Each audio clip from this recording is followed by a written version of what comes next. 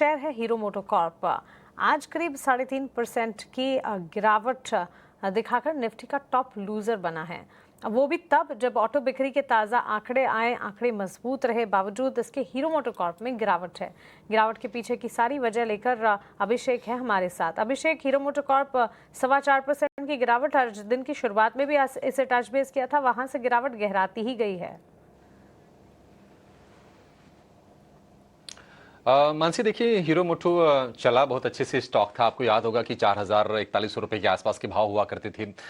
वहां से शेयर ये एक तरफा दौड़ लगाई इसने 1,200-1,500 रुपए के आसपास की। लेकिन अक्टूबर के जो बिक्री के आंकड़े आए हैं, थोड़ा सा निराश वो कर रहे हैं निवेशकों को और ट्रेडर्स को। और घरेलू बिक्री में 8% की गिरावट है। 6.5 लाख यूनिट रही है घरेलू बिक्री। और हमने निराशा क्यों हुई है? क्योंकि जीएसटी में हमने रिडक्शन देखा। 28% से जीएसटी घट के 18% हो गया हीरो मोटो की ज्यादातर पोर्टफोलियो के लिए, क्योंकि एंट्री लेवल की बाइक से ज्यादा कंपनी बेचती है। और उसके बावजूद ये बिक्री में गिरावट आ रही है, ये थोड़ी सी चिंता की बात जरूर है। कुल टू व्हीलर बिक्री की बात करें तो करीब 6.5% के आसपास की गिरावट है। करीब 6.36 लाख यूनिट रह गई है। हमने देखा था कि जब जीएसटी में रिडक्शन का ऐलान हुआ था, तमाम कंपनीज ने अपने दाम घटाने का फटाफट ऐलान किया था। और हीरो मोटो ने भी जो हीरो वाली जो बाइक्स हैं, उनके दाम में करीब 15,743 रुपए तक की कटौती करने का फैसला किया था। लेकिन डीलर्स को जो डिस्पैचेस हैं उसमें भी कमी आई है 6% के आसपास की, और ये 6.35 लाख यूनिट रही है। तो ये ऐसा लग रहा है कि मतलब ज्यादा आगे चिंता तो होनी नहीं चाहिए। ये एक टेम्पररी फेज कंपनी के लिए हो सकता है। कुछ कुछ आंकड़े अच्छे भी हैं, क्योंकि वो भी हमें सामने रखना चाहिए। अक्टूबर में जो एक्सपोर्ट है उसमें करीब 43% के आसपास का उछाल है, और एक्सपोर्ट यूनिट जो है वो 30,000 के पार निकल गया है। रिटेल बिक्री में अच्छी ग्रोथ है। अक्टूबर में करीब 9.5 लाख बाइक्स की कंपनी ने बिक्री की है। और मैनेजमेंट ने यह भी कहा है कि जो घरेलू जो डिमांड है वो काफी मजबूत है। और FY26 में अब जो बचा हुआ जो समय है उसमें ग्रोथ दमदार रहने की उन्होंने उम्मीद जताई है। कैटलिस्ट क्या बन सकते हैं यहां से हीरो मोटो के लिए? एक तो यह है कि देखिए, कंपनी विदेशों में लगातार प्रेजेंस अपनी बढ़ा रही है। लगभग 51 देशों में कंपनी का कारोबार फैल चुका है। और जो प्रीमियम बाइक्स हैं इनकी, जो 350 सीसी से ज्यादा वाली जो बाइक्स हैं, उसकी बिक्री पर कंपनी फोकस कर रही है। उससे होगा ये कि मार्जिन प्रोफाइल थोड़ा सा बेहतर हो जाता है कंपनी के लिए।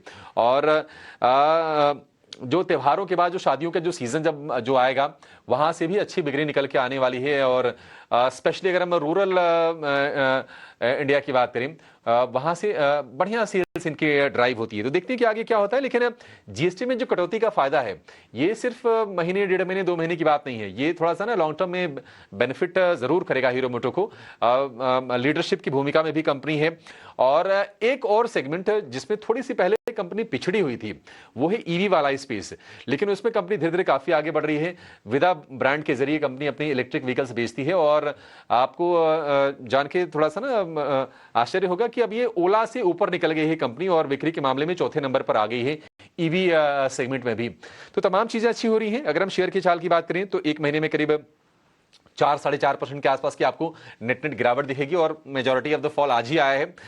6 महीने की बात करें तो 42% का उछाल है। और इसमें 42% में से हमने देखा था कि अकेले अगस्त में करीब 20% शेयर ने दौड़ लगाई थी। एक बढ़िया रफ्तार दिखी थी। 2025 में अब तक करीब 28%, और एक साल की बात करें तो 11-11.25% के आसपास के रिटर्न हीरो मोटो ने अपने निवेशकों को कमा के दिए हैं।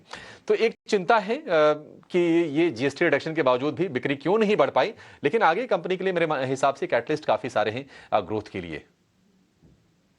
ये सारे ट्रिगर्स हैं जिसकी वजह से हम देख रहे हैं कि गिरावट इस वक्त नजर आ रही है स्टॉक प्राइस में। इस पर विस्तार से बातचीत करेंगे, लेकिन एसबीआई की प्रेस कॉन्फ्रेंस